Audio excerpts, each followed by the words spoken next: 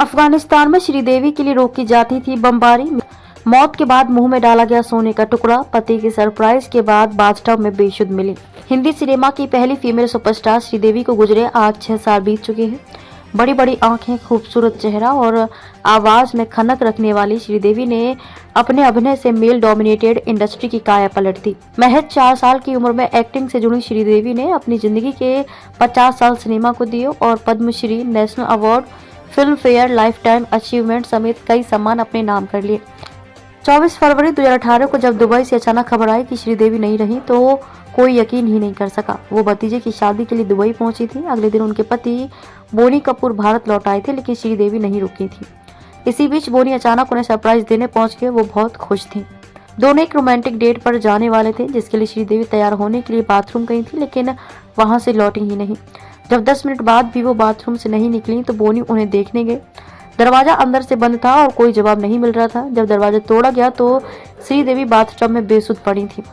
पानी में डूबी हुई श्रीदेवी की सांसें थम चुकी थी। पुलिस पहुंची, एम्बुलेंस पहुंची और मीडिया। रात के करीब 1-2 बजे थे जब मीडिया में खबर आई कि श्रीदेवी अब नहीं रही। उनके देवर संजय कपूर ने मीडिया चैनल से उनकी बात कंफर्म करते हुए मौत का कारण कार्डियक अरेस्ट बताया था। हालांकि पोस्टमार्टम रिपोर्ट में जो सामने आया वो सबको चौंका देने वाला था। फिल्मी दुनिया की चांदनी और हवा हवाई का एक लम्हे में गुजर जाना लाखों चाहने वालों के लिए सदमा था। यही वजह थी कि जब सफेद फूलों से ढककर श्रीदेवी की अंतिम यात्रा निकाली गई तो पूरा शहर उनके साथ साथ चल रहा था और ये बन गया भारत का चौथा सबसे बड़ा अंतिम संस्कार। 3 साल की उम्र में मिली पहली फिल्म सिर मुंडवाना चाहते थे मेकर्स। 13 अगस्त 1963 को जन्मी श्रीदेवी का असली नाम श्री अम्मा यांगर अय्यप्पन था।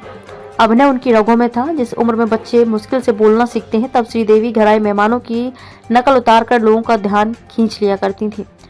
1996 में तमिल भाषा की हिंदी माइथोलॉजिकल फिल्म कंधई करुणई बनाई जा रही थी। इस फिल्म में उस जमाने के सुपरस्टार जेमिनी गणेशन, शिवाजी गणेशन, सावित्री जे जयललिता को अहम किरदारों में कास्ट किया गया था।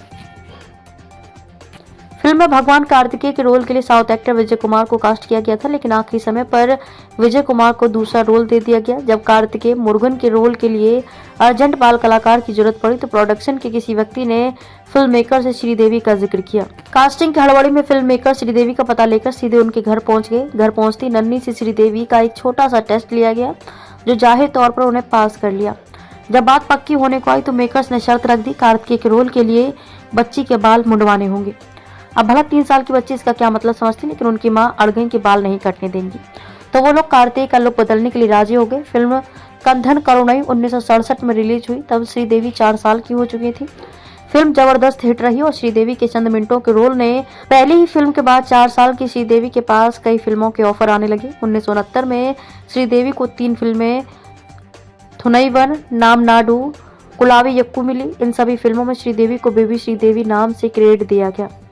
1970 में श्रीदेवी ने फिल्म मां नन्ना निर्दोषी से तेलुगु सिनेमा और 1971 में फिल्म पोनपट्टा से मलयाली सिनेमा में एंट्री ली। फिल्म पूमा पट्टा के लिए उन्हें बेस्ट चाइल्ड आर्टिस्ट का केरल स्टेट अवार्ड मिला था। डबल शिफ्ट में काम करने से छूटने लगी पढ़ाई, सेट पर पढ़ाने आते थे टीचर। श्रीदेवी भले ही कम उम्र की थी, लेकिन उनमें हुनर इस कदर था कि चाइल्ड आर्टिस्ट के रोल के लिए वो हर फिल्म मेकर की पहली पसंद बन गई थी। यही वजह थी कि वो सालाना 2, 3, 4 फिल्मों में नजर आती थी। इतनी फिल्मों के लिए बेबी श्रीदेवी को डबल शिफ्ट में काम करना पड़ता था। आधे दिन एक फिल्म की शूटिंग पर जाना होता था और फिर दूसरी फिल्म के लिए निकल पड़ती थी। शूटिंग के चलते श्रीदेवी का पढ़ाई से मन हटने लगा था, जिससे उनके माँ बाप चिंतित रहने लगे थे।